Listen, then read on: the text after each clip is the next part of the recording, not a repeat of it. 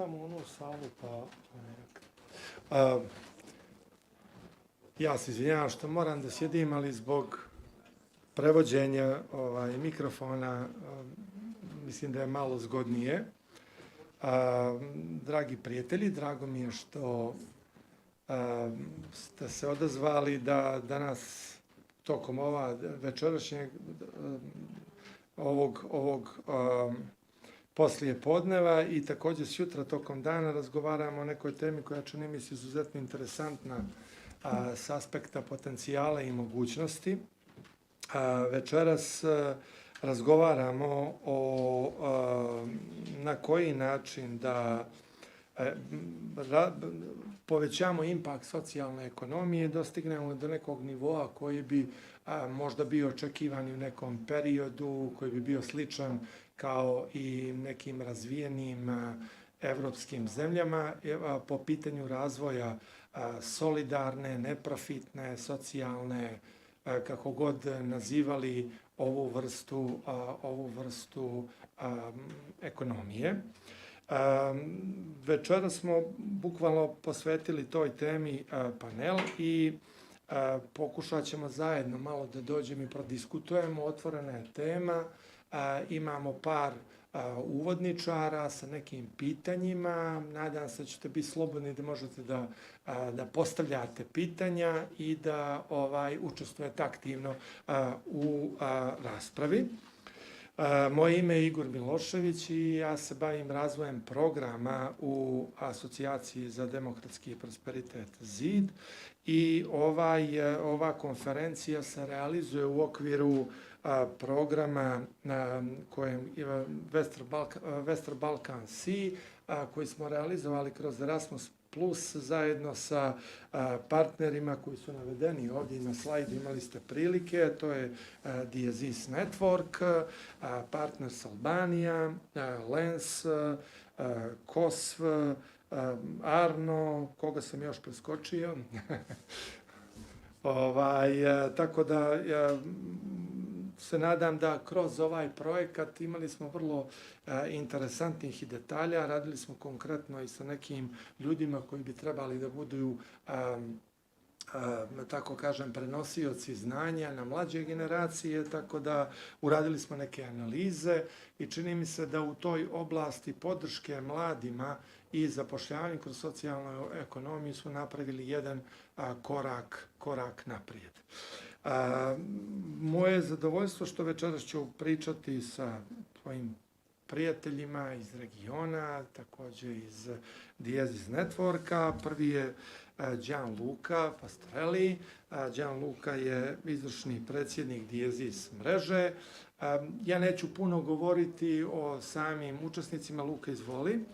Ja neću puno govoriti o učesnicima zato što se nadam da će i oni predstaviti taj neki kapacitet, potencijal kroz sam razgovor. Inače, znači, to je jedna izuzetno velika mreža koja funkcioniše i kao kooperativa sa članovima iz preko 25 zemalja gdje aktivno učestvuje i ADP-Zid. Luka, welcome and I hope so that you will enjoy in the next 2 days in Podgorica. Moj sljedeći gost večeras jeste Neven Marinović. Neven je, mislim, guru socijalne ekonomije na ovim prostorima, jedna od najznačajnijih organizacija koja se bavi razvojem solidarne ekonomije, društveno odgovornom poslovanjem i čini mi se neke prve korake kad je u pitanju društveno odgovorno poslovanje da smo učili od njih na nekim treninzima davnih dana. Tako da nam je izuzetno zadovoljstvo što je i Neven večeras sa nama ovdje. Naravno, ništa se nisi promenio. Pa evo, trudim se šta ću. Ne znam i dalje kosa tolika kolika je. Tako da mislim da imamo izuzetno zanimljiv grupu ljudi sa kojima imate mogućnost da večeras razgovarate i sa nama je večeras znači Aleksandra Iloska. iz Makedonije, jedno izuzetno kvalitetno socijalno preduzeće, organizacija koja se bavi razvojem ekosistema u oblasti solidarne ekonomije. Ja ću pokušavati da izbjegavam ovaj termin social economy, zato što uvijek kad počnemo sa nekim terminom koji nije onako najadekvatniji, čini mi se da onda ako uzmu u ruke političari, oni od tog termina naprave pogrešan zakon, od pogrešnog zakona skrenu barijere, od barijera krenu problemi i onda idemo unazad 10 godina umjesto toga da idemo malo unaprijed. Tako da, evo, kažem, imat ćemo sat i po najmanje razgovore večeras, onako warming upa na ovu temu. Za početak možda bi bilo lijepo da malo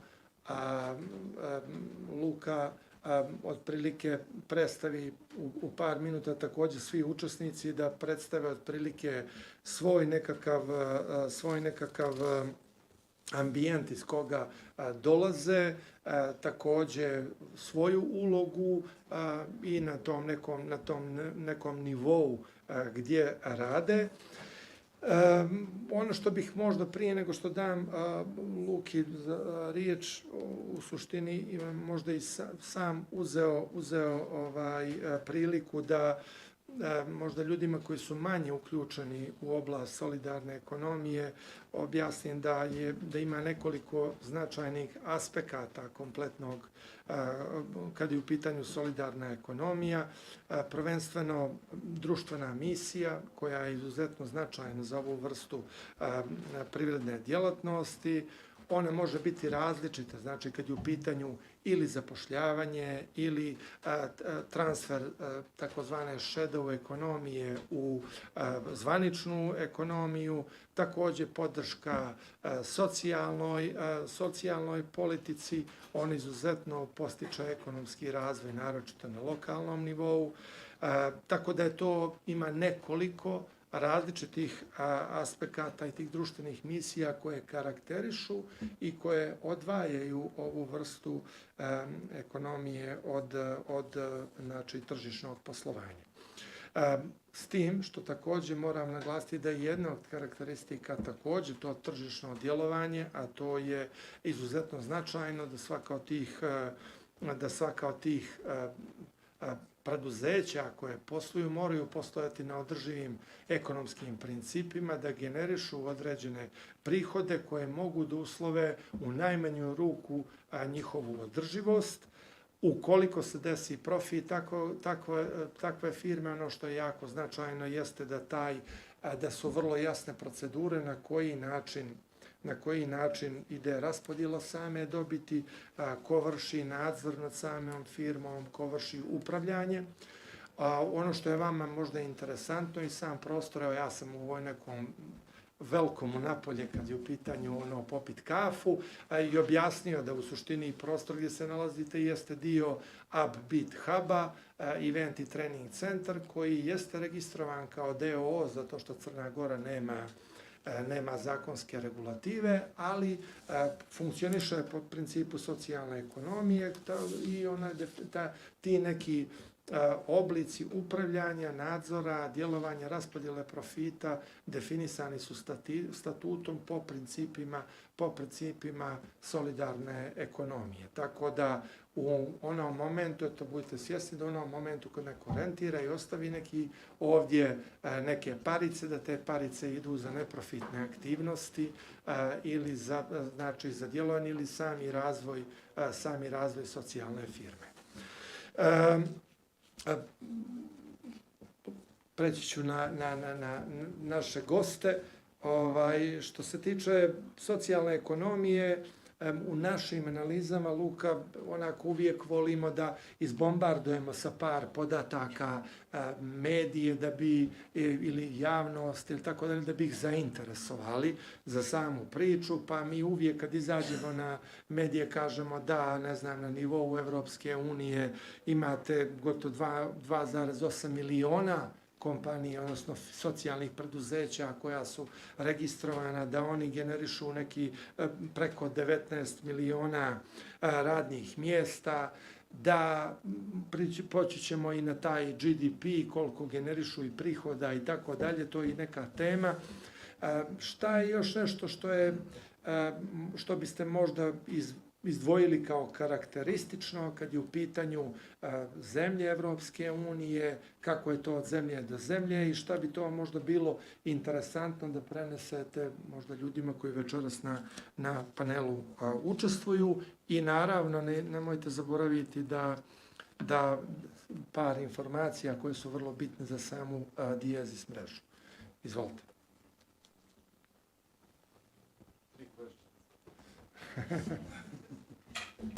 Yeah, half an hour more or less.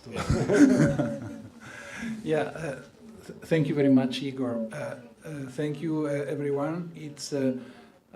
I was here in May before the summer, and it's always a pleasure to be here in Podgorica with your great hospitality.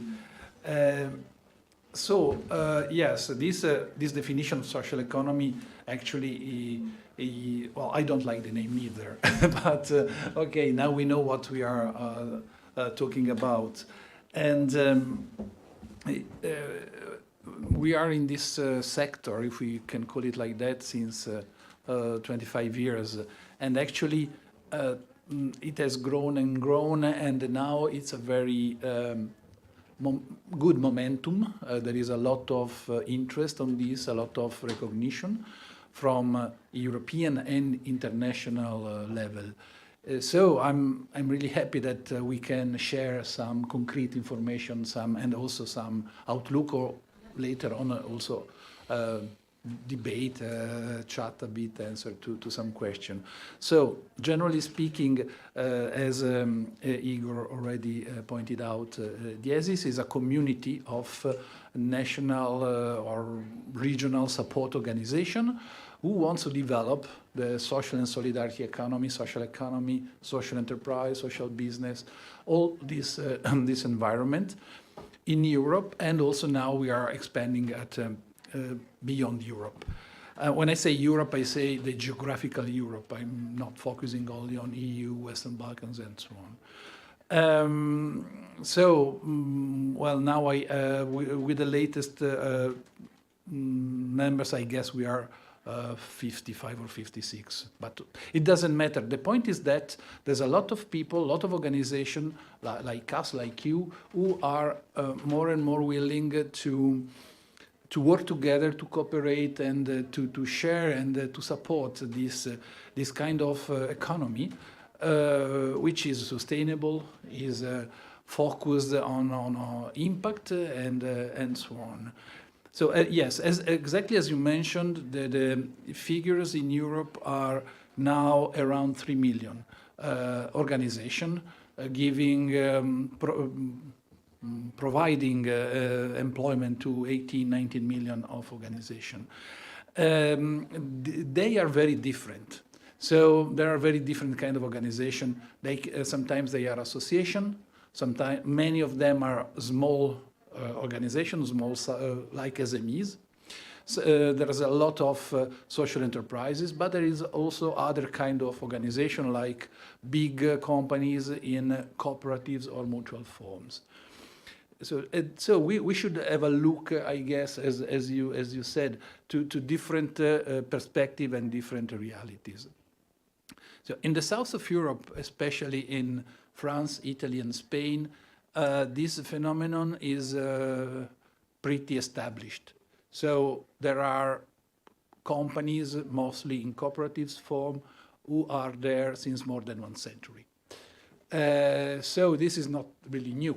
This is not a new phenomenon. It's quite established, and in countries exactly like these three, social economy organization represent sometimes 12 to 13 or even more of the GDP. This is very relevant. For instance, if we take Italy, where I'm from, the region where I was born, the Emilia-Romagna, is known as one of the classic, let's say, cradle of the social economy. And here, the social economy represents almost the 20% of the GDP. in different kind of organization. So we don't have to look at the social economy only as a small organization providing facilities or support to vulnerable groups. This is huge and important part, but there are also other kind of organization, especially in the south of Europe. Here you have also quite complicated structures in the sense that the economy covers different sectors, from agriculture to social inclusion, from building to commerce or services, not only social services and so on. And this is increasing a lot. Why? Why? It's not a fashion. You know, economy doesn't work on fashion or ideas. Economy works on economy, on sustainability. And this kind of economies has proven to be more sustainable, more reliable, more resilient, as they say, during the years. There are very, in my opinion, this is from my observatory, there is one clear reason. Organizations like in the social economy are very often, most of them are locally based, locally rooted, very connected to their communities. So even though they are companies producing something, the workers are people from the area. So they were not so interested in delocalizing, you know, when the globalization started. So there was no purpose for a local-based organization to move to China or India or whatever. It was against their own interest, and this was a very simple reason why social economy, locally rooted, taking care of the communities, is a good way to make an economy more fair and less prone to the global interest and the global phenomenon. Just to say some numbers, we have an example in Spain of companies who were born essentially with a business transfer to employees. So during the economic crisis in the 80s, there was a lot of, I'm speaking about the 80s of the last century, there were a lot of small enterprises who were in a crisis situation. So the Spanish government opened a specific financial instrument, so where the workers could use their unemployment benefits to, let's say, to keep up with the company and as a kind of loan for entering the capital of the company. This saved a lot of companies and also helped to create new, because this financial mechanism was also good to create new companies.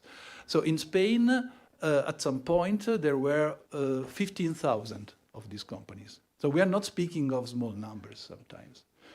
This is especially true in these countries. I would add Belgium, because also Belgium is now increasing a lot. Very quickly, I don't know if you have some policymakers here, but in Spain there is a new law.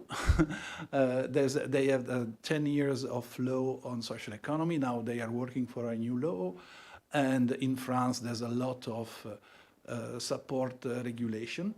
And this phenomenon, this momentum, is also very strong at the national level. Tomorrow, I guess it's tomorrow, the 13th, yes, 13th is tomorrow, there will be a meeting at the United Nations in New York with dedicated to the social economy. So this is a very important moment. And in the north of Europe, you have a lot of companies, a little bit different, more social enterprises, more social businesses, organization, but they are growing and growing and growing. This kind of organization is usually more startup kind of organization, and they are always very much connected to social innovation, to impact, and to the community level. I'm making a little bit general, but this is more or less the picture. Yeah, leave it some concrete proposals for the next round of Okay, I'm not saying discussion. anything. Okay, last but not least, in the UK, Anglo-Saxon, because this is a very, even though they are not anymore in the EU, or at least, well, they are getting back very quickly, but anyhow, we will see this United Kingdom, no, probably, but there it's an important phenomenon there, especially on social enterprises and community-based companies, which are managed together, private and public. This is very, very important. So these are more or less the three main axes I would mention. Thank you. Hvala. Nevene, također si predsjedavaš, ako se dobro sjećam, i dalje također jednom velikom mrežom koja se bavi solidarnom ekonomijom, tako da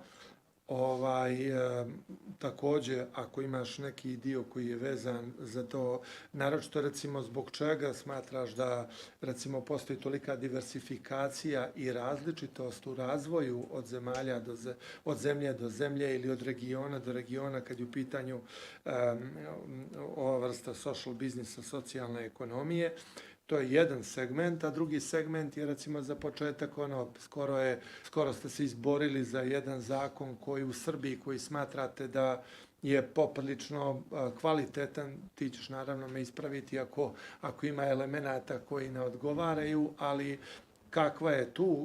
kakav je tu napravljen ekosistem za nekakav razvoj. Jedan kraći overview, pa onda ćemo nastaviti. Da, hvala puno i dobroveče svima i kao što je Luka rekao, stvarno mi je zadovoljstvo da smo ovdje, da se vidimo s nekim starim drugarima i da upoznamo neke nove. I drago mi je nekako da, pošto je ovo neka tema koja mi je onako dosta prirasla k srcu, tako da mi je drago da postoji interesovanje i da možemo da razgovaramo o tome. Kao što si rekao, Igore, da, ja sam predsjednik upravnog odbora jedne evropske mreže Euclid koja sarađuje također sa DSIS-om. Nama je sedište u Hagu, u Holandiji i okupljam uglavnom organizacije koje su posredničke organizacije, znači koje pružaju podršku socijalnim preduzećima u različitim zemljama u Evropi.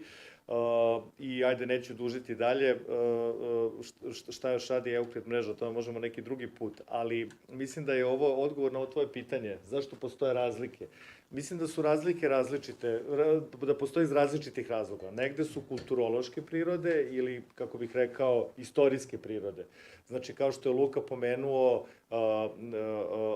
ovo nešto što je karakterisalo razvoj socijalne i solidarne ekonomije u Italiji, koje pre svega kroz kooperative, kroz zajedničko suvlasništvo i vlasništvo zaposlenih, koji takođe ima veze i sa nekim tendencijama širim u italijanskom, recimo, društvu i u nekim drugim, koje opet su imali veze i sa levicom i sa nekim političkim okvirima, dok, na primer, kao što je on pomenuo, u anglosaksonskom svetu, gde je prosto mnogo veći fokus na slobodno tržište, na manji uticaj države, gde su te leve ideje nekako slabije uvek dolazile, tu imamo preduzeća koje su dosta više tržišno orijentisana, takođe koja imaju neku vrstu saradnje i sa državom i sa opštinama, ali gde funkcionišu negde tržišniji i gde je drugi metod njihove podrške kroz omogućavanje finansiranja, kroz investicije, kroz razvoj nekih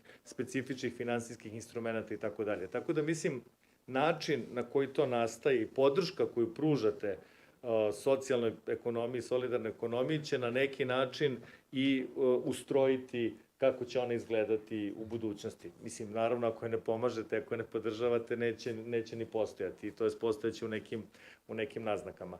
Tako da mislim da je to jako važno negde da razumemo. Ono što, drugo pitanje koje si naveo, koje je vezano za zakon, da, mi negde jesmo s jedne strane zadovoljni, s druge strane, ako tako mogu da kažem, u celom našem regionu, kao što znate, znači zakonodavac, država uvijek polazi od toga kako da napravi neki zakonski akt da je neko ne prevari. Znači, to je uvek polazište kad smo seli da pričamo, kažu, dobro, ajde vidimo kako to da napravimo, ali da to niko ne zlopotrebi. Mi kažemo, pa dobro, a šta da zlopotrebi? Će biti nekih subvencija? Pa to ne znam, ali dajde vidimo kako se to ne zlopotrebi. Pa će biti nekih olakšica. Pa, znači, i onda dođemo do toga, tu smo se najviše borili, to je trajalo 10 godina, da se napravi jedan zakonski akt koji je praktično neprimenljiv. Znači, da vi napravite da neko malo mikropreduzeće koje zapošljava neke ljude koji na tržištu rada ne mogu regularno se zaposle, koje država ne može da zaposli u sve programe aktivne mere podrške zapošljavanju, koje samo tržište, znači slobodno tržište, negde je ostavilo po strani i ne zapošljava, da vi zaposlite te ljude, da morate dodatno da izveštavate o svim nekim stvarima, da morate dodatno da imate, ne znam, proveru i tako dalje, da morate da u poseban neki fond, znači, napravi se toliko komplikovano da samo neko ko je lud bi želeo da bude socijalni preduzetnik i da se uopšte upusti u to, a bez neke jasne, kako bih rekao, naznake šta može da bude, kakvu podršku može od toga da ima. Tako da smo mi u stvari negde došli do nekog kompromisnog rešenja da napravimo jedan okvir koji je vrlo, ja mislim, liberalan, u smislu da on na neki način pokušava da odgovori na situaciju na terenu. Ne da nameće kako bi to trebalo u idealnim uslovima da izgleda, zato što nemamo idealne uslove i pitanje je kada ćemo ih imati i nisu idealni uslovi ni u nekim mnogo razvijenim zemljama koji imaju mnogo razvijeniju sektor socijalne ekonomije, nego da vidimo i ono što smo mi videli jeste da socijalna preduzeća funkcionišu i dolaze iz različitih, opet, kao što sam rekao, iz različitih okolnosti. Nekad su to nevladine organizacije, udruženja građana koje pokrenu neku dohodovnu biznis priču, krenu da zarađuju neke pare pa se tu ozbilji pa žele da od toga naprave možda poseban identitet kao što je ovo gde smo sada ovde kao recimo neki deo, ali koji dalje ima neku društvenu misiju, vraća novac u udruženje i tako dalje, ili da zapošljava neke ranjive grupe s kojim se ta organizacija bavi. Znači različito, znači imate to. Imate s druge strane neke preduzetnike koji su poljoprivredni proizvođači, koji su DOO, koji uopšte ne znaju da su socijalni preduzetnici. Oni su recimo krenuli da se bave time, njihova misija je bila, evo mi smo baš skoro radili sa jednim, da u svom tamo selu, koje je jedno nerazvijeno selo, da te mlade ljude proba da uposli, da oni ostanu tamo i da im plaća premium cenu, znači veću nego što je tržišna, nego što oni mogu da dobiju na tržištu, da im plaća premium cenu da bi oni za njega uzgajali to šta njemu treba za preradu, za neku poljoprivrednu preradu. On čovek recimo radi to, reinvestira pare u zajednicu, upošljava te ljude, ali ne zove se socijalnim preduzetnikom, zato što on neko kaže pa ja to radim zato što sam ja to osjećao da je to prava stvar, a ne zato što sam znao i sam čitao da je to se zove socijalno. Hoću kažem, znači dolazi iz sektora tradicionalne ekonomije, dolaze znači iz raznih, i onda smo mi napravili jedan okvir koji kaže socijalno preduzeće nije pravno lice, nije pravni entitet, to je u stvari status, to je vrednostna kategorija, znači ti si socijalni preduzetnik onda ako vraćaš pare u zajednicu, da simplifikujem, imaš neki demokratski oblik upravljanja ili suvlasništva, kao ovo što je Luka pomenuo, znači na neki način daješ zaposlenima da donose odluke ili nezaposlenima, možda široj zajednici, zato kažete, ajde da se odlučimo, ćemo da pomerimo proizvodnju u Kinu ili ćemo da ostanemo ovde, ali pod nekim uslovima određenim, da svi podnesemo neki veći teret i tako dalje. Ili ako zapošljavaš ili na neki drugi način utičeš na neke ranjive kategorije koje ne mogu da budu, koje nisu, koje teže dolaze do zaposlenja. I da vidimo, znači, ko ispunjava te kriterijume, bez obzira kako je on počeo svoj biznis, da li kao nevladina organizacija, da li kao deo, da li kao preduzetnička radnja, nije uopšte bitno, da li kao zanatlija, uopšte nije bitno, on može da stekne status socijalnog preduzeća i nadamo se iz tog statusa da crpi neke beneficije. Iako ne radi to što je obećao da će da radi, da izgubi taj status, naravno. Tako da u tom smislu, znači da nekako ne krećemo od početka, nego da vidimo, da prepoznamo šta je to što postoje. Sad, kao što sam rekao, zakon je samo jedan okvir, je li tako? I mi mislimo da on značajan iz više razloga.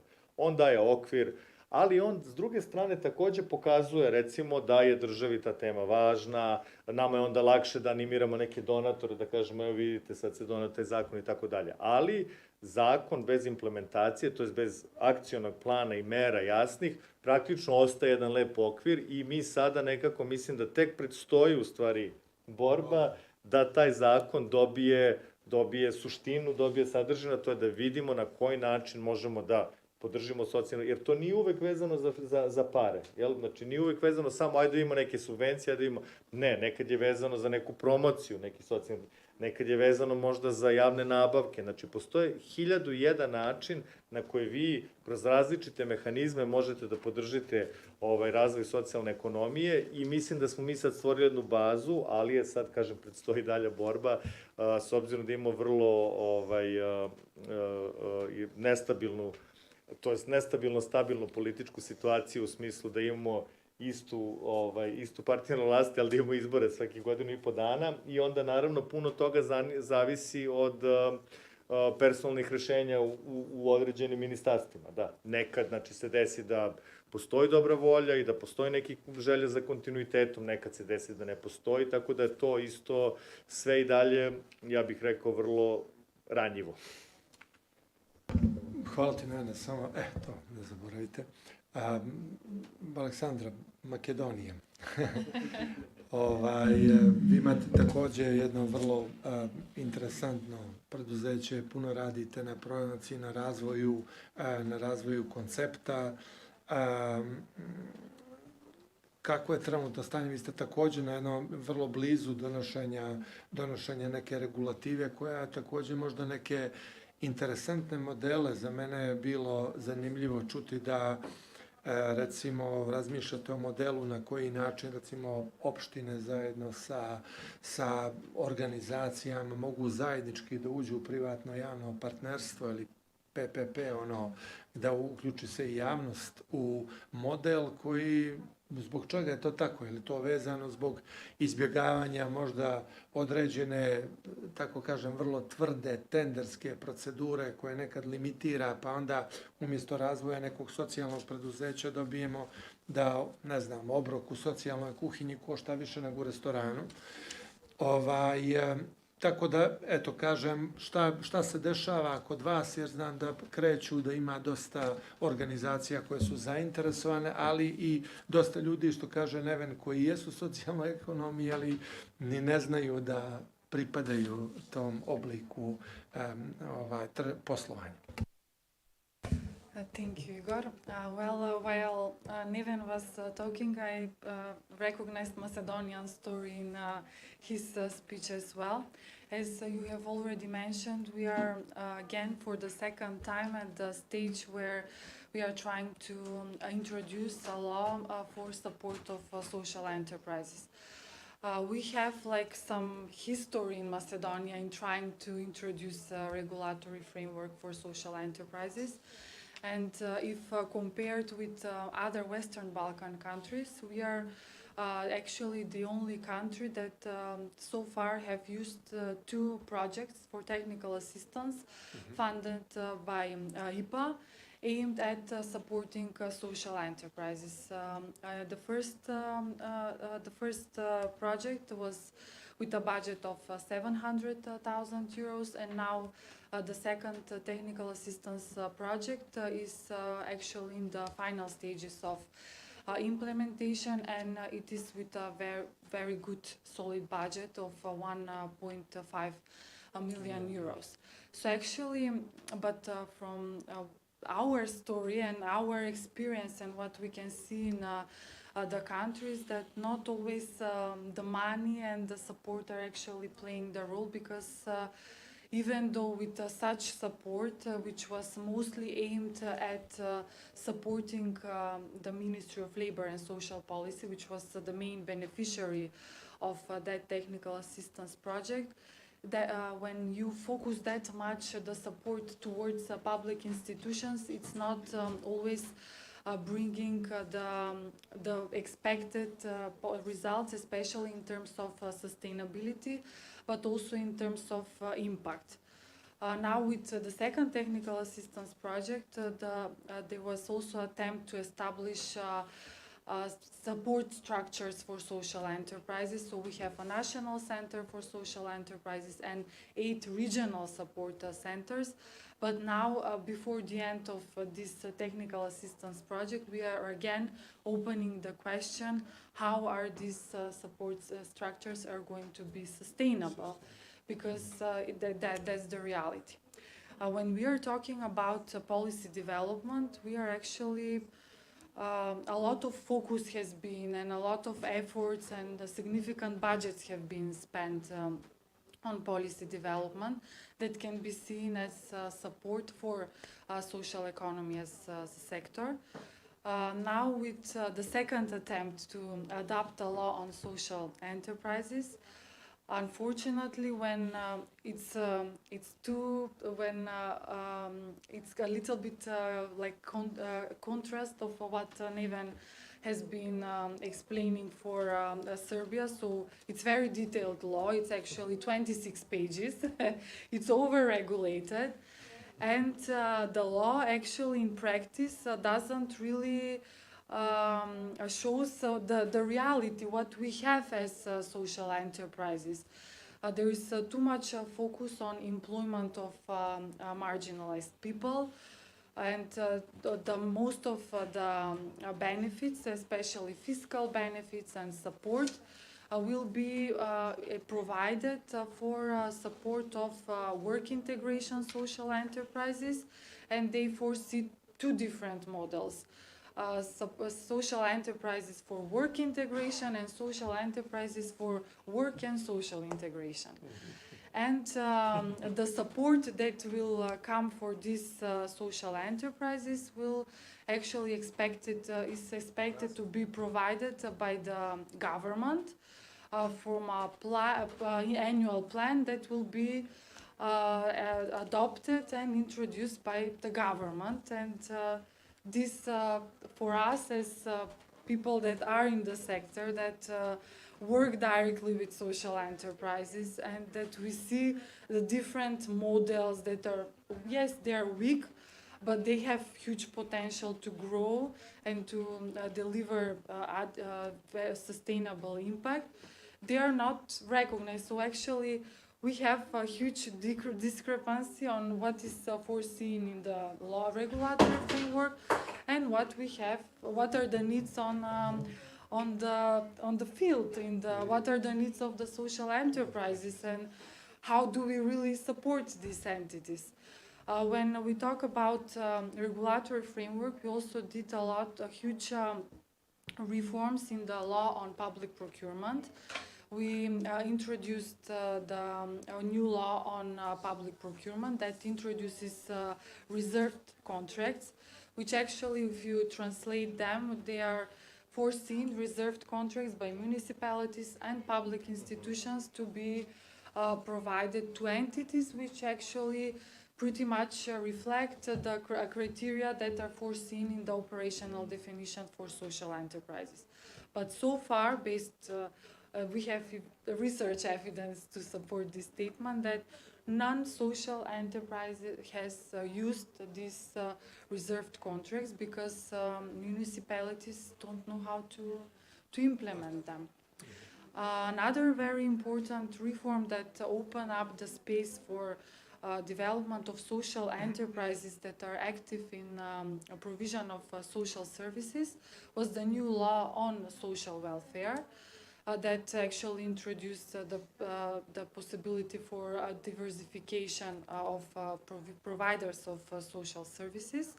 And actually what we saw that a lot of social enterprises that were active in the provision of social welfare services actually registered as social service providers, and at this moment this type of social enterprises are actually the strongest with the most when they deliver actually if we see what is the economic value that is delivered by social enterprises in North Macedonia, actually are these providers of social services.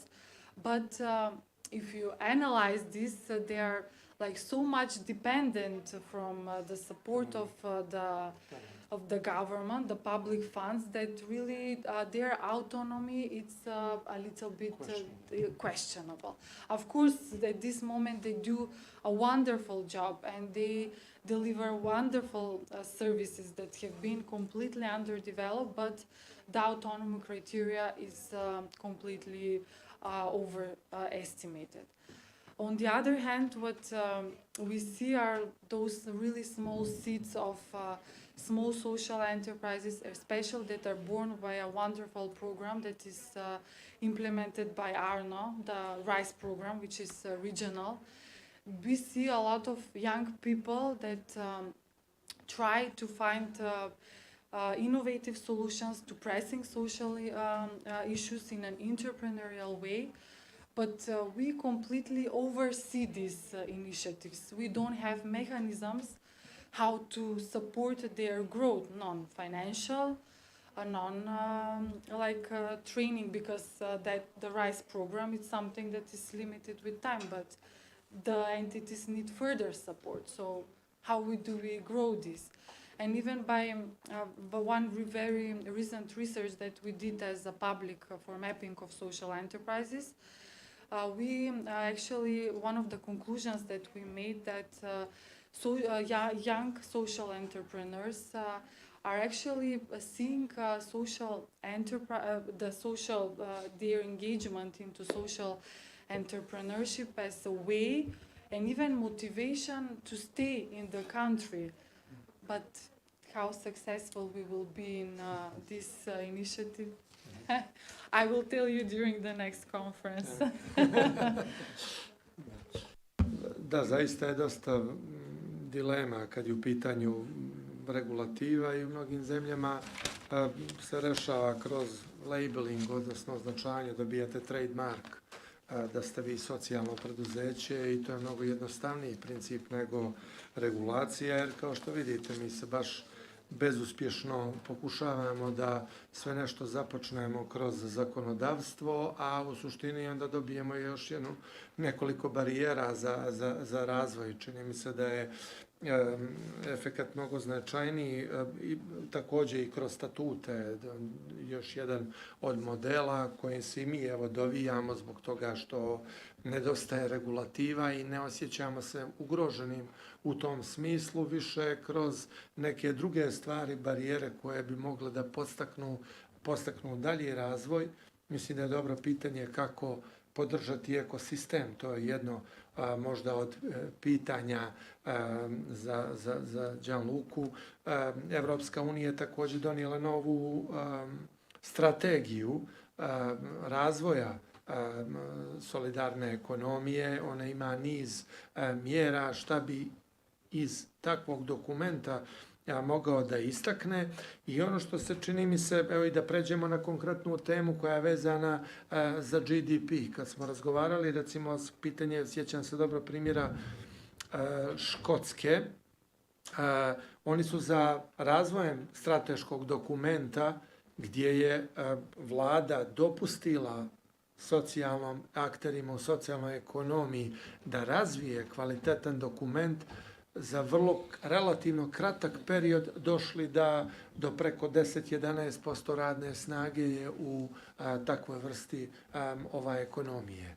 Tako kažem, šta su mjere kad je u pitanju ono što je predviđeno evropskim dokumentom i šta je ono što bi izdvojio kao značajno, što bi moglo da pokrene socijalnu ekonomiju sa ovog našeg prosjeka 0,0 nešto na neki značajniji impakt GDP-a. Ja uvijek postavljam kompleksna pitanja, tako znate. Yeah, you told me that there were easy questions, not... Okay. So where do we start? Because there's a lot of meat on the fire, as we say in Italy. So I will arrive to the European Social Economy Action Plan after. I would prefer to start connecting with what you already said, because Neven pointed out that sometimes, if I understood well, you must be crazy to be a social entrepreneur. And essentially, it's where everything started very often, with people doing something that was not already foreseen by a legal framework or by a policy framework or with a specific. And I'm starting with the crazy people because you remember that in the first place we had, I go back to Italy, to my country. The first example of social enterprises were organized near the border with Slovenia, in Trieste, by a group of people who were working with mentally ill people. And so these people, at some point, so the experiment, the crazy experiment, was to treat them as a normal people, involving them in an enterprise. Okay, so this is at the time there was no legal framework for that. There was no policy framework. So, but they did it. And they started using an existing legal framework, doing a very typical Italian exercises, so binding a bit the rules and turning around the law to finding a different space. And the law arrived afterwards. So usually in our societies, the law doesn't create the reality. The law arrives when a reality exists and can be used to regulate it, or sometimes to make it more difficult. I think that is the Albanian experience is that, you know, if you set up a legal framework and then there are huge differences between policy frameworks, legal instruments, and laws. Anyhow, and so this to say that. Sometimes in the social economy, social enterprise, etc., we are a little bit obsessed by having a law. It's not necessarily a good news to have a law if if the sector is not involved into the preparation of it.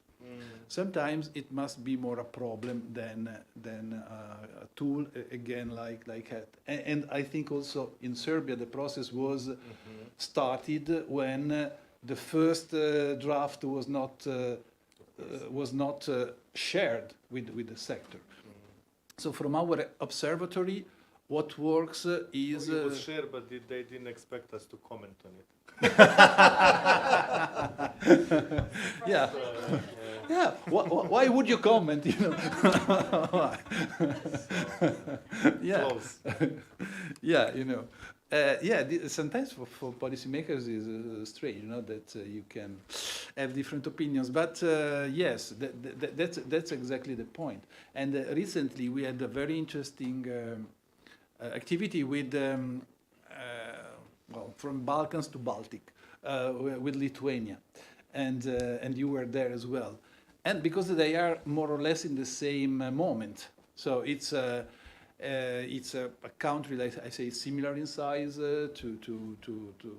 and they are starting now, and they are now in a conversation, let's call it like that, with the parliament and with the government, trying out to find the best way on how to support and regulate the sector. And so we shared we invited some EU and international policy, let's say, representative, but also with some other national ecosystems. And one was, and I'm getting back to your point, Igor, was Ireland. Okay, Scotland strategy is great, but it's very ambitious, or at least there was a lot of money in it. So I'm not sure that when you show it, it was like £1 billion, so okay. Very good, but it was very structured, very long, very effective. Essentially, a national strategy is the best tool that you can have because, and it's very Anglo-Saxon. Also, the United Kingdom started like that, started with a supporting initiative for the sector. So supporting the sector, make it stronger, reliable, and sustainable, and then the sector becomes your counterpart and you develop policies and other more detailed instruments regarding fiscal incentives or public procurement or public and private procurement and so on. And now I think Ireland is a very good example because they had, now they are in the 2.0 phase, let's call it like that. They had a first strategy. And the Irish government had a counterpart created by 4 national umbrella or support organization. And there was a group of contact group with the stakeholders. So everything was consulted. This also happened in Scotland. There were 2 national Scotland support organizations for the sector who were always involved by the public authorities in terms of dialogue. And now Ireland is moving to a new phase of it. They are working together to a new phase of this strategy. But briefly, those strategies were very interesting to me because, like Alexandra was pointing out, sometimes the social economy is seen only as a kind of repair tool. You know, we have some vulnerable groups, we have inclusion to do. Okay, that's a perfect tool. Yes, it's a good tool, but not only for that. So in the Scottish and Irish strategies, you find a lot on internal areas, rural areas, new ruralities, different cultural groups. Exactly as you say, Alexandra, young people, I think that all over Europe, here as well, we have the same problem. We have this brain drain, which is not only very educated and very cultivated young people that are going abroad because they have a better salary. But they are going abroad because they don't see their future here. This happens, I guess, here in Montenegro, in all the Balkans, in Italy, in Spain. It happens everywhere, you know. And it's not only for genius of high-tech space sciences. It's also for medium-skilled people, for every kind of people who is not recognizing himself or herself anymore into this local dimension or their national and local economies. And for many of them, social economy represent a different way of doing business. I think this is a great potential.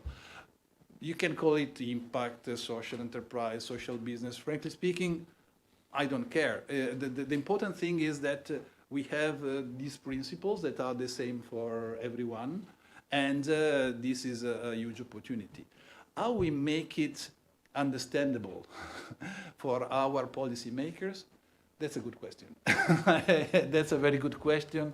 Yeah. I don't have the answer, but maybe we can debate it afterwards. In our experience, something that can work. Something that works is to have international exchanges. Use let's say, sometimes the idea that when you meet someone from international organization or other member states, policymakers, who show you how it works there, you can find inspiration. But then everyone needs to create their own model. There is you cannot copy and paste. This is what we learn. I don't know if I have a minute to speak. Yeah, because for me, a great experience was when we started working with Poland. And we started working with Poland in the 90s, okay? And in the 90s,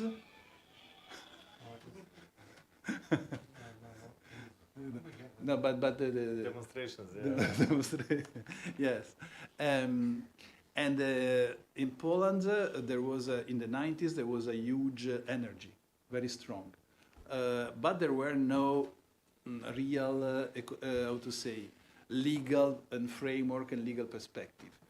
But through their energy, what they did, they created a first standing conference platform, which was an informal platform at national level.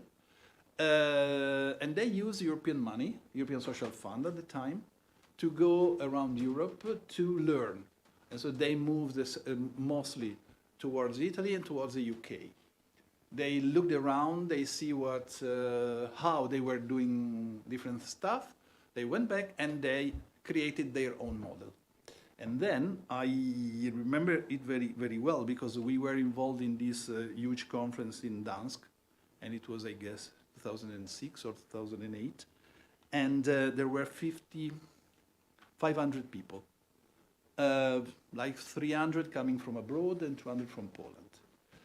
And they presented there the Polish Manifesto for Social Economy, who was drafted using the scheme of the Solidarność manifesto. And it was presented in Dansk in the shipyard. And the Prime Minister was there, all the high-level people were there.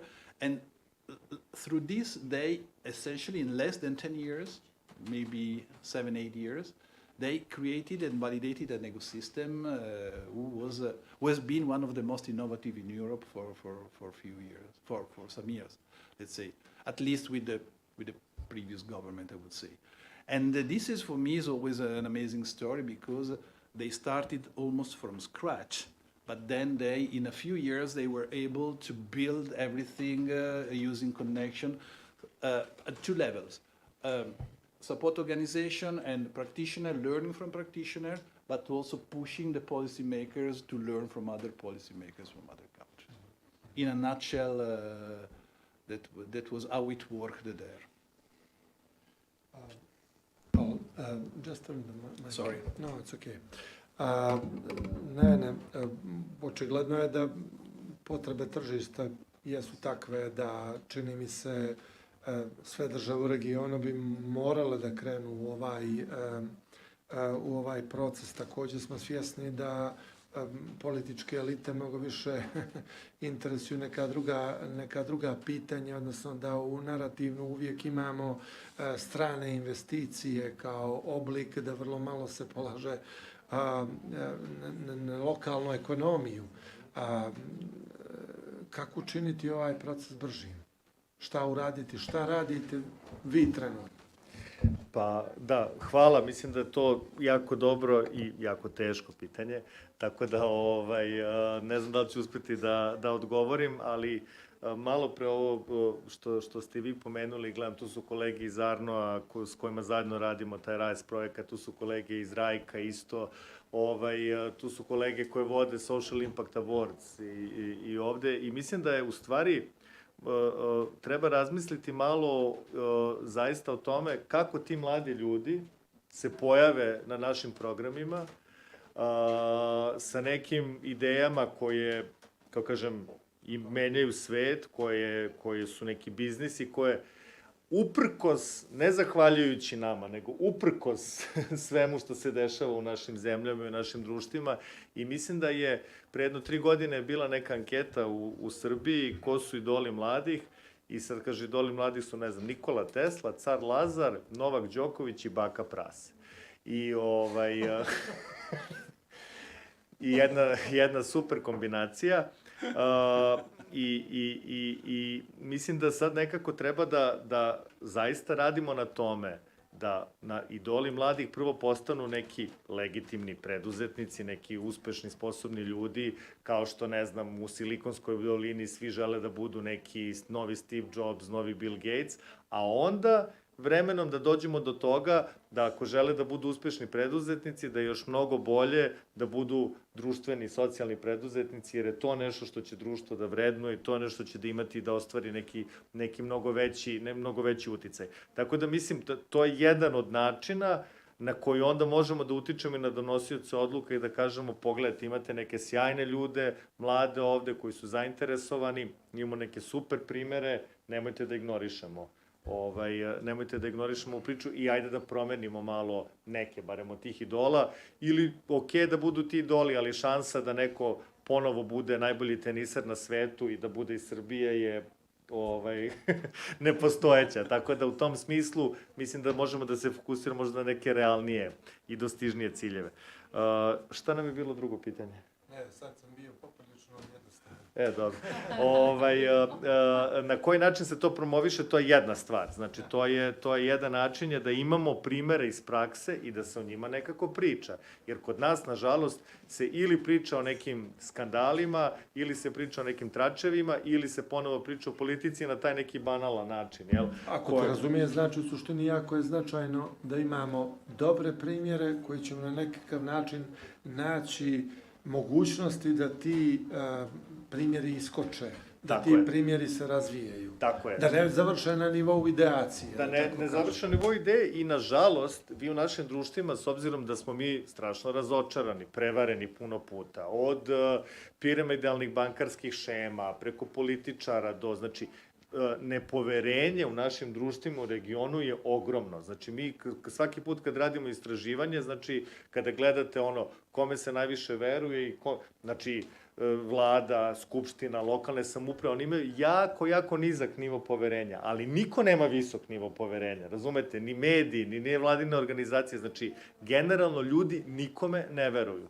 I onda vi kad se pojavite sa nekom pričom i kažete, ovo je jedan divan preduzetnik, on pokušava da zaposli osobe s invaliditetom i da razvije neki biznis, on kaže, jeste, najbolje, baš je on mnogo dobar, u čemu je fora. Znači, mi smo prestali da verujemo da su pozitivne i dobre priče moguće da se dese i da ima ljudi koji su stvarno, koji žele da urade nešto dobro. I mi moramo taj narativ nekako da promenimo, da kažemo da, postoji naravno neki interes i on hoće od toga da živi, da zaradi neke pare, ali da, zaista te stvari postoje i nisu i da ih nekako sačuvamo da se ne isprljaju ovim drugim. Znači, po meni pozitivni primjeri s jedne strane, s druge strane pritisak od ozgo. Ono što vidimo da funkcioniše u svim našim zemljama, svuda je proces evropskih integracija ključni politički proces. Iako je on u velikoj meri deklarativan, on je jako bitan i znamo da to ima utice. Znači, kada god možemo da integrišemo, i to je nešto što mi pokušamo sada da uradimo,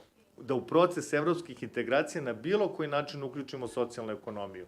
Vama je sada izašao jedan ogroman i važan akcioni plan, Social Economy Action Plan, na nivou Evropske unije, znači koji ima konkretne mehanizme podrške, mehanizme finansiranja, mehanizme uputstva za nacionalne države, za lokalne samouprave, mogućnosti da se dođe do sredstava, do garancijskih fondova, da se finansiraju finansijske institucije da bi mogle više da se izlože, znači jedan sveobuhvatan paket i znači naša ideja, naša, kako bih rekao, želja je da nekako pokušamo da to nekako stigne i do našeg regiona. Zato što ako to ne stigne do regiona Zapadnog Balkana, te razlike će se samo produbiti. Znate, vi ćete imati ovamo ne samo razvijeniji region Evropske unije, nego ćete imati neuporedivo razvijenu i socijalnu ekonomiju i samo će biti još teže i teže da se to dostigne. Tako da mislim, taj pristup gde promovišemo da postoji neko interesovanje na lokalu i da postoje neke sjajne priče u lokalnim zajednicama, među mladim ljudima, među preduzetnicima, a s druge strane pritisak jedan od ozgo, gde kažemo postoji na najvišem mogućem nivou politička volja, mehanizmi, sredstva, pare, sve što treba, hajde da nekako udružimo ta dva i da probamo nešto zajednički da napravimo. Upravo je i to jedan od razloga zašto smo i organizovali konferenciju. Znači, to je novi dokument Evropske unije, tako kažem, strateški dokument, on je povezan sa dosta nekih prioriteta, kao što je zelena ekonomija, kao što su različiti aspekti, ali što si rekao i jasni mehanizmi. A jedno od takođe značajnih pitanja u svemu tome je networking. Aleksandra, da li je on, na koji način na nacionalnom nivou, kako uključiti neke druge aktere, da tako kažem, kako zainteresovati privredu, jer mi imamo recimo na nivou zemalja dosta primjera gdje razvijene kompanije, da tako kažem, taj više aspekt biznisa koji je okrenut podršci zajednici, razvija kroz neku svoju ćerku firmu ili podržava neki razvoj, ili dosta njih ni ne znaju da su socijalne firme, a djeluju po tom principu, jer mi, evo, recimo u Crnoj Gori, preko 85% su mali i srednja preduzeća. Ako gledamo s aspekta profita, to su sve socijalne firme, zato što oni ne ostvaruju nikakav profit, već samo u suštini ono čim se bave, zadovoljavaju neke osnovne plate, potrebe, eventualno neki razvoj, i oni po značajnim parametrima ulaze u koncept te solidarne ili lokalne ekonomije. Čak u Njemačkoj taj koncept lokalne ekonomije jeste predstavljen i kao solidarity ekonomija, zato što pokušavaju da uvežu različite socijalne biznise. Tako da, osnovno je pitanje kako da tu priču ne pokreće samo civilni sektor. Jer je to nekakva paradigma koja je postala, da to su sad noviteti koji su donijeli civilni sektor da uzmu neke pare od grantova, kako da predstavimo to kao jednu ozbiljnu priču i ozbiljan potencijal koji je očigledan na evropskom nivou. Well, this is a difficult question. Of course. My question is always complex and difficult. Well, actually, how do we communicate social economy? It's a crucial question. Maybe it's the most important question, because when we speak the term social, when we speak it in the Western Balkan region, it's a little bit connected with something that with Yugoslavia and with the movements that existed in that time, and they really what we can see in Macedonia, we have a lot of difficulties to really understand and to accept the concept. On the other hand, we have some initiatives, some smaller campaigns that promote social economy as employment of marginalized people, giving charity to poor people, giving services for free of charge. And then we have some confusion. That's how people perceive the sector.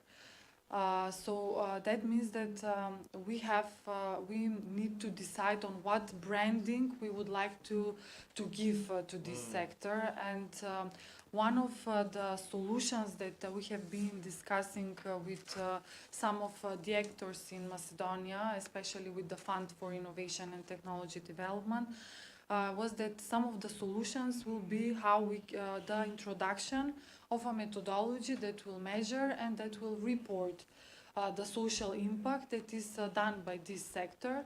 And in this way, by communicating the impact, we can somehow become a new mechanism to promote the sector, but also to create more and better branding.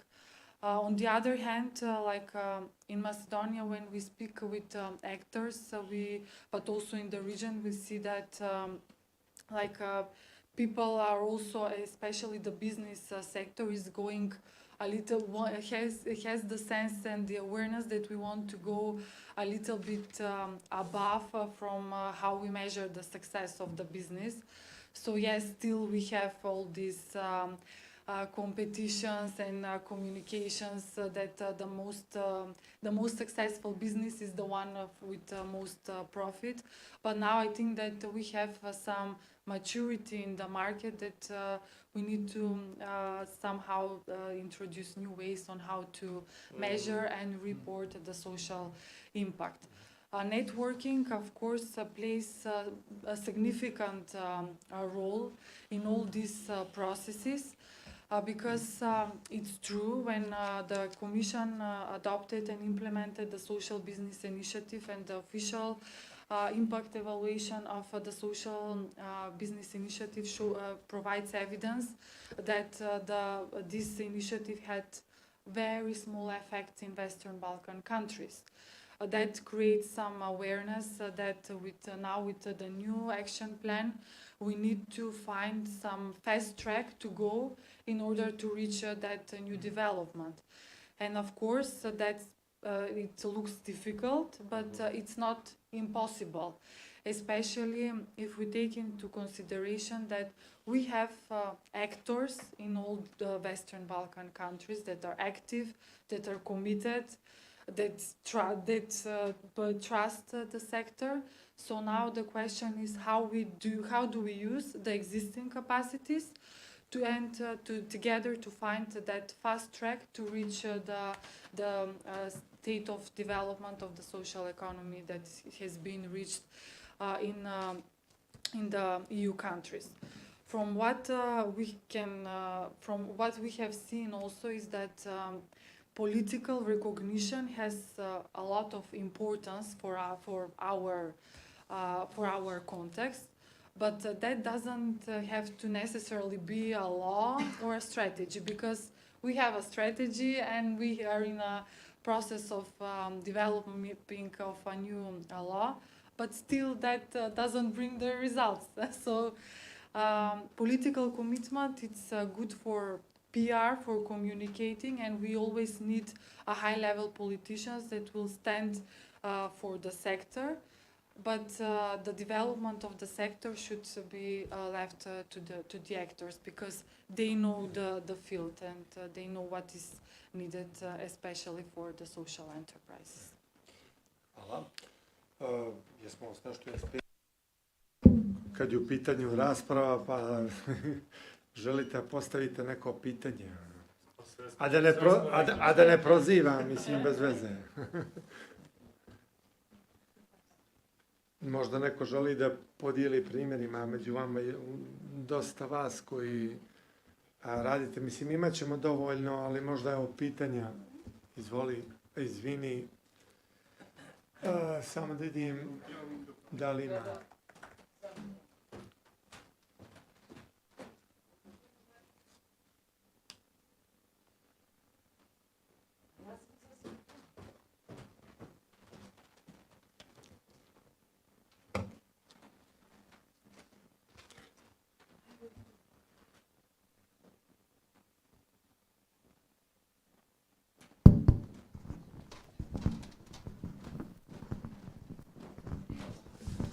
Okay, I'll use English, even though I think I can speak also our language as well. So thank you very much. First of all, nice to see some familiar faces, nice to meet new people as well. I'm Marian from Arno. I would like to just connect with what we talk now, and to present something really interesting data that we gathered with our new research, which was called Baseline Study and Needs Assessment of the Social Enterprises. And as Arno, we created the first registry of social enterprises in their country, which was something new. Unfortunately, the study is not available in English. We are working on it. It's available in Macedonian and Albanian language. We can share it as well. First of all, the conclusions are pretty much the same as we talked here, and it is we come up with this one, that the social entrepreneurship in Macedonia is a youth thing, because the organizations, majority of them either are run by young people or they include young people as the beneficiaries or the people who are running the organization. And as part of this project, which is connected with young people, we can say this is a positive development. What we also see is that all of them are waiting some kind of regulation just to speed up their businesses, to improve their businesses. And this shouldn't be the case, first of all, because as we talk, the law can be a good thing, but also can be a bad thing, can mean a lot, but also can mean nothing. So what we think and what we work as an organization is that we believe that the entrepreneurial moment of every social enterprise should be the thing we all need to work on, because the market is there. We need to just raise awareness of the existence of the social enterprise, what they do and how they connect between each other. Also, when I'm asked like, hey, what is this team of RISE doing? Did they manage to establish a social enterprise? And I always say that I will be happy if some of them becomes a minister or a prime minister, because we need the people who will be sensitized on what we do currently. It's not only about having young social entrepreneurs who believe that they can make a change, that it is in their hearts. We also need people from the other side of the table who will just realize what social economy is, what social enterprise is, what green enterprises are for, and they can help with their policies. Talking about the social enterprises in the region, the new law in Macedonia doesn't follow the momentum because the social enterprises are not really connected with work integration. It's a new momentum which is more cool for young people. It's cool to be a green entrepreneur, it's cool to be social entrepreneur, and I don't believe that we should limit that only to work integration. We should leave it open as is Serbia as well, just to see how will they fit into the system at all. Also, another thing which I want to share from it is that we need more money in the social businesses, not just to start, also to run, and it's a really good experience for them, social entrepreneurs, to share the stories. As Neven mentioned, they are a bit fed up of how, for example, they're also giving consultancy for people who work for classical businesses. They are interested about the money, but don't know the perks of what is to be a social entrepreneur. So basically combining these things about having positive stories, have a bit more funding, and also relying more on the market, not on what the state can give us, it's also a huge thing. We were lucky to go to Italy from this project on a study visit, and we also saw how important is the state behind the social enterprises and the social innovations, because without the support from the other side, it's really hard to establish and to run a social business. And I think that here we can talk more about how we can reach out, how we can connect to each other, and how we can negotiate with the policymakers on having more structure language of the social enterprises. Thanks. Hvala ti. Da li još neko želi se uključi? Sada? Please. Hello, I'm Ardita, project manager from RICO. I just have 3 comments. First of all, I think that all in the Balkan regions, we need more raising awareness on social entrepreneurship. I've been working in this sector since 2012, but still I see I'm involved directly with youth in RICO, but still I see that we still need to raise awareness on social entrepreneurship, because it's still we have lack of information, lack on starting from legal framework. They don't know exactly the youth people, how it's going, what is the status of each country, and as well to be involved more actors in the field. Getting back to your question to Alexandra, I think we should a little bit divide the businesses and corporates, big corporates, who is doing corporate social responsibility, which is another thing, and to involve them directly on social business or social entrepreneurship. I think the best way to do, but Neven can add something on that, and Luca as well, it's to invite them to create a fund or to be a business angel, to support the young entrepreneurs with funds from their businesses, from their corporates, to help them with startups, fund something with internship in their corporate, inside their corporate, to see the business model. Because the business model sustainable is the same, just after it's the social impact and the investment, reinvestment that make the difference between social business and traditional business. And another thing that is very important, it's to include curriculums. In the curriculums of the medium and university, to include the social entrepreneurship and social as a subject, because the most of the country don't have, or they have as a choice. I mean, we need to start educating the young generation with social entrepreneurship in order to expect for them after the more result and big result. Thank you. Hvala. Izvolite. Dobro večer svima. Marko Subotić, Unija slobodnih sindikata. Imam dva kratka pitanja za gospodu. Aleksandru ću preskočiti, dosta Igor maltretira tako sa teškim pitanjem.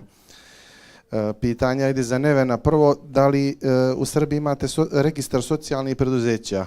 Ako imate, znate li koji je broj trenutno po tom registru? 0, dobro, i to je brojka. Registar se otvorio pre mesec dana, još uvek nijedno preduzeće nije steklo status socijalnog preduzeća. Dobro, ali uglavnom imate u planu da se to, ili tako, redovno prati i žurira? Tako je. Će li to biti na zvaničnom sajtu statistike, ili Srbije, ili? To će biti, Dragane, pomozi. Na APR-u, zvaničnom sajtu Agencije za privredne registre, koja vodi spiskove i udruženja i preduzeća, moći ćete da filtrirate i da vidite koje je socijalno preduzeće. Hvala. I evo, to smo već završili. I pitanje za Luku. Pošto sam se prije nekih 5 godina bavio, da kažem, tom nekom socijalnom politikom Irske i baš me postakla vaša priča, volio bih da malo šire o tome kažete, ako naravno imamo vremena večeras. Znači o Irskoj, i ako možete neke možda i procente da nam navedete, brojke, jer baš me to interesuje. Znam da je prije 30-40 godina u Irskoj svako 7. ili 8. dijete podizano apsolutno siromaštvu, a sada je to otprilike svako drugo u najgorem slučaju. Dakle, mislim da su ove neke start-up i druge kompanije doprinijele smanjenju siromaštva, posebno kod djece u Irskoj. Hvala.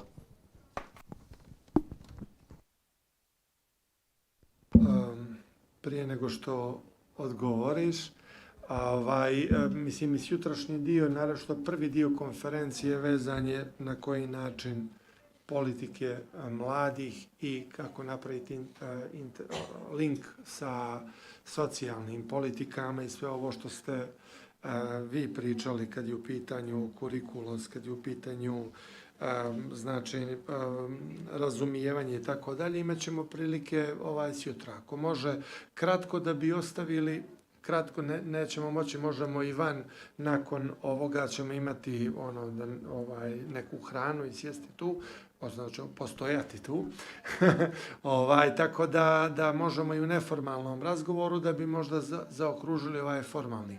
Luka, znači kratko odgovori na pitanje i možda neke finalne tvoje viđenje kako da veći uticaj na ekonomske tokove imamo u zemljama Balkana.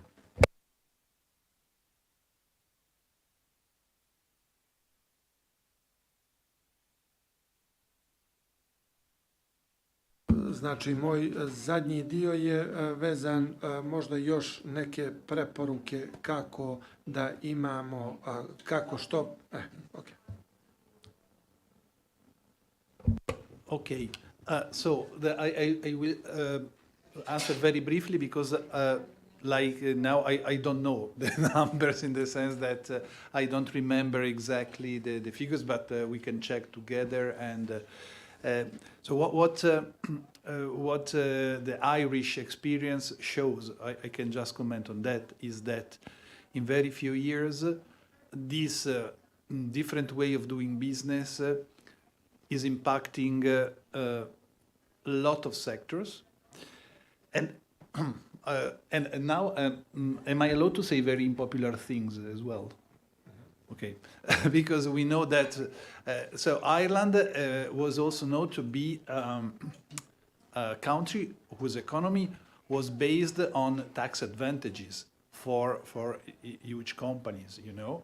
But this doesn't always produce, and if you are from the trade unions, you know that the benefits are not transferred to the society. The benefits are especially to the workers, because it's something that goes up and down here and there. This has been stabilized, and there is also a huge impact on the rural areas. So I don't have the figures in the fight against poverty, But it is not only a matter of economic poverty, it's also a matter of illiteracy, cultural poverty, and so on. This, we tend to forget, we always think to Europe as, you know, okay, like high-level countries, but in many countries, poverty is there, and there is also, not sure to find the correct English name, it's analphabetic percentage of people are still very high. An economy who is able to start from the bottom and start from the communities is naturally tackling all these factors. Now, for the figures, I'm not sure that we have statistical figures, but there's a lot of literature on that, and we can share. So there are research centers and research network on that. But here, I would like to point out some unpopular things, in the sense that we are now very much fascinated by this idea of connecting with the private sector. Wow, that's great, but beware. Because what we are noticing in other ecosystems who are, let's say, more, since more years active and so on, is that there is a huge risk of social washing. Let's call it as it is. Because when you are the good one, now there's a new marketing on everything. Every company is going social, apparently. So we don't have to mix, to misunderstand corporate social responsibility and social economy. These are two very different things. Not the corporate social responsibility is bad at all, but it's not the same, okay?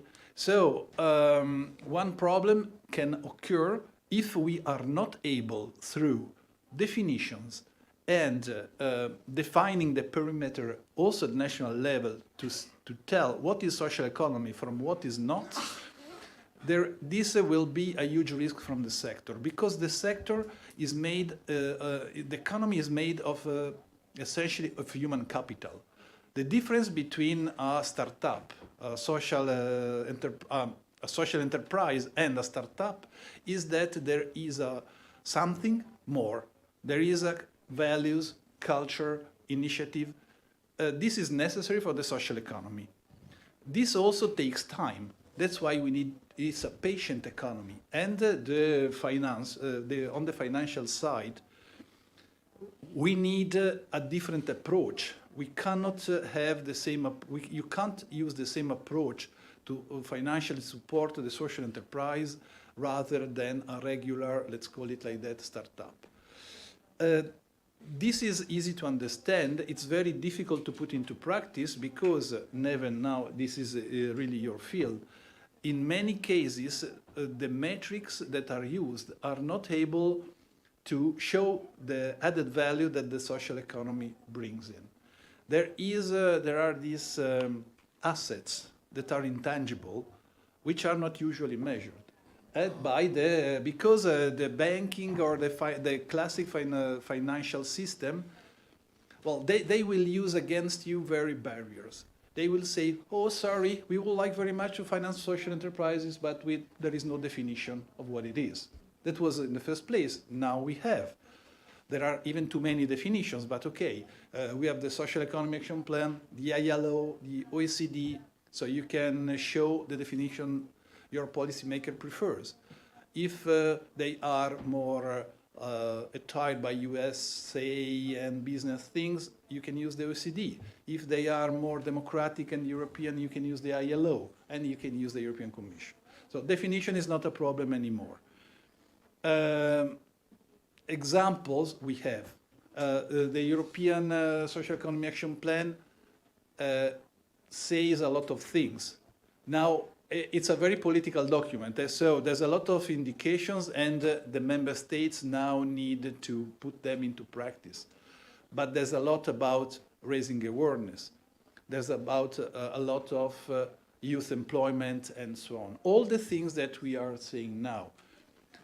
The unpopular things to say is, okay, but are our society is willing to take part in this, because not everywhere there is the same amount of energy in doing that. But this, I think, requires time.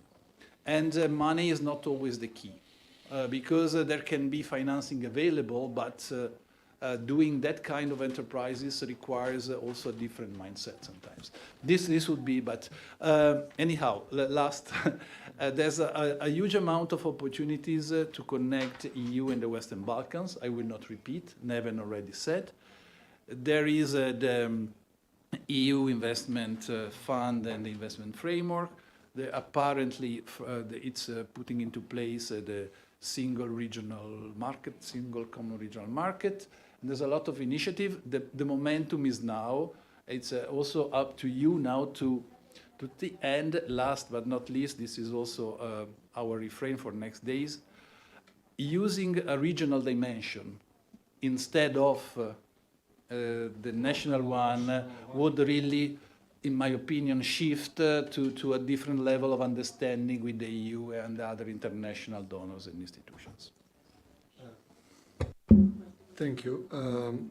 Jeste, mislim, možda s aspekta Evropske unije je to interesantno zato što u suštini koncept neoliberalne ekonomije polako, ali vrlo sigurno odlazi sa scene. Mnogo više biznisa se razvija na način da on ima social impact mission, tako da je možda izazov za socijalnu ekonomiju na nivou Crne Gore. Mi smo i tekako i dalje u tom, i ne samo Crne Gore, nego i kompletnog regiona, tako da taj izazov vjerovatno će doći u nekoj narednoj fazi. Treba razumjeti taj izazov, razumijevanje razlike između nekog ko ima jasnu misiju, socijalnu misiju i neko ko kroz taj koncept pokušava da obezbijedi nekakav profit na tržištu.